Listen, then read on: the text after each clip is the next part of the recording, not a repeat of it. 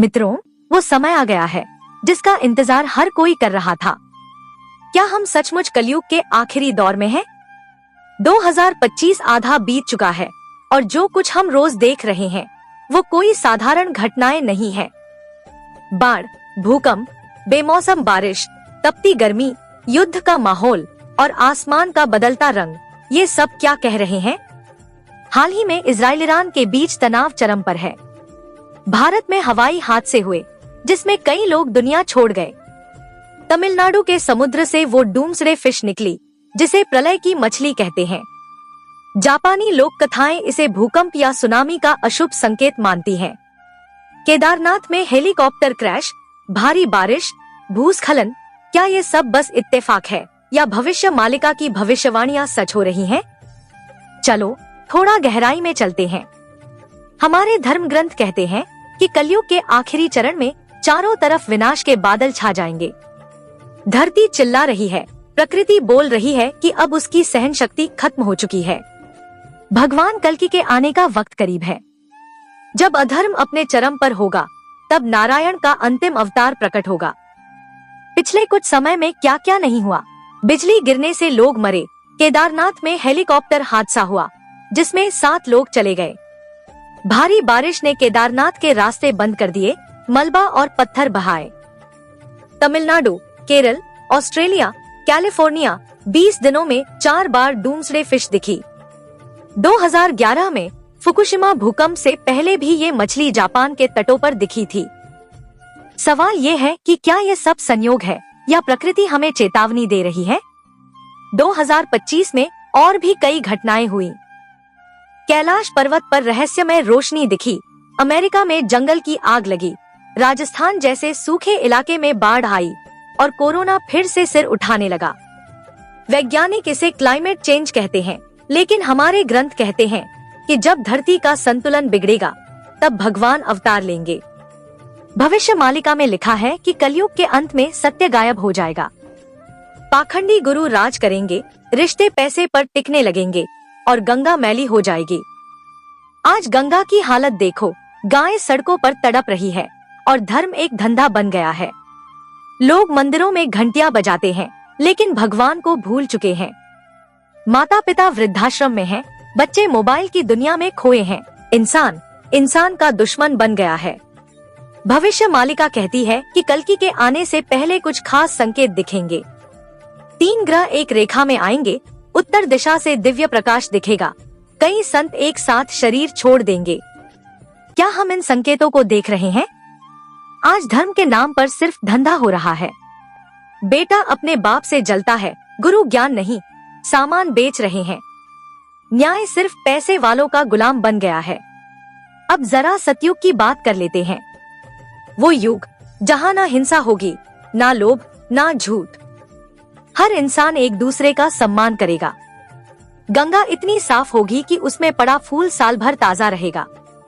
शेर और गाय एक ही घाट पर पानी पिएंगे। इंसान पेड़ों से बात करेगा और धरती उसके कदमों से मुस्कुराएगी। सतयुग में तकनीक होगी लेकिन वो आत्मा से जुड़ी होगी। लोग मन से बात करेंगे, ध्यान से यात्रा करेंगे। मृत्यु कोई दुख नहीं बल्कि एक उत्सव होगी। लोग अपनी मृत्यु को पहले से जान लेंगे और शांति से विदा लेंगे। और फिर आएगा वो पल जब शंभला नामक गांव में एक बालक जन्म लेगा, कल्कि। उसके पिता होंगे विष्णु यश, माता सुमति। वो धूल में खेलेगा लेकिन उसकी आंखों में ब्रह्मांड बसता होगा। उसके साथ होगा देवदत्त नाम का घोड़ा और हाथ में चमकती तलवार। वो अधर्म का अंत करेगा और सतयुग की शुरुआत होगी। मित्रों, आज का समय वही है जो भविष्य मालिका में लिखा था। धरती कांप रही है, समुद्र उफान पर है, आसमान से आग बरस रही है। ये सब अंत के संकेत हैं।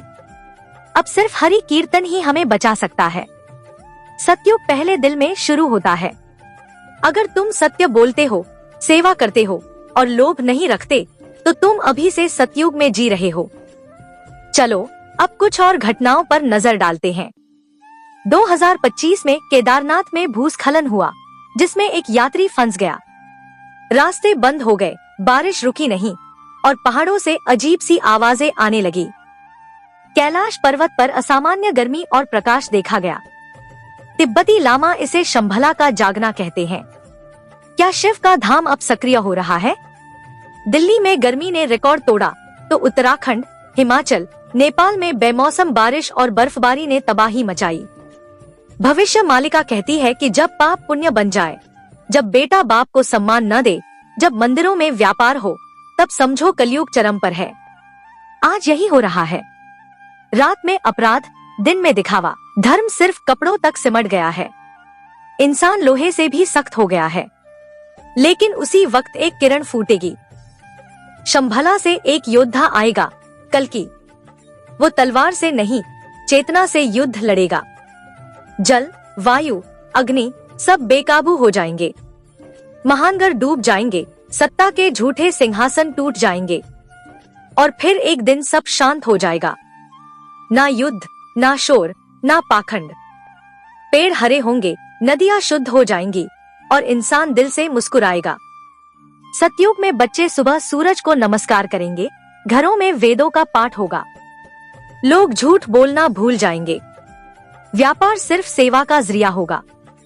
कोई राजा नहीं होगा, क्योंकि हर आत्मा खुद शासक होगी। मित्रों, ये समय वही है जिसका जिक्र हर पुराण, हर भविष्यवाणी में है।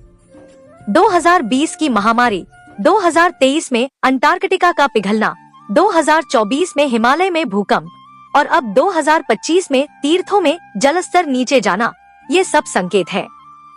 जब इंसान नहीं सुनता तो प्रकृति बोलती है। अब ये कलयुग का आखिरी चरण है। इसके बाद आएगा सतयुग, जहाँ देवता फिर से धरती पर बसेंगे और भगवान कल की अधर्म का अंत करेंगे। तो मित्रों, तैयार रहो, सत्य की राह पकड़ो, हरि का नाम लो, क्योंकि सतयुग का सूरज पहले दिल में उगता है।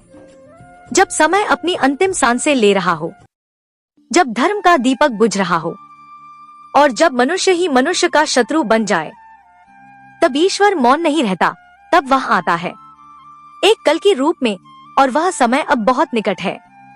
अगर आप अब भी सो रहे हैं तो जाग जाइए। यह डरने की नहीं, जगने की घड़ी है। और यदि आप इस युग परिवर्तन का हिस्सा बनना चाहते हैं, इस वीडियो को शेयर करें, चैनल को सब्सक्राइब करें और साथ कहें, जय श्री माधव, जय श्री कल्की, जय श्री राम।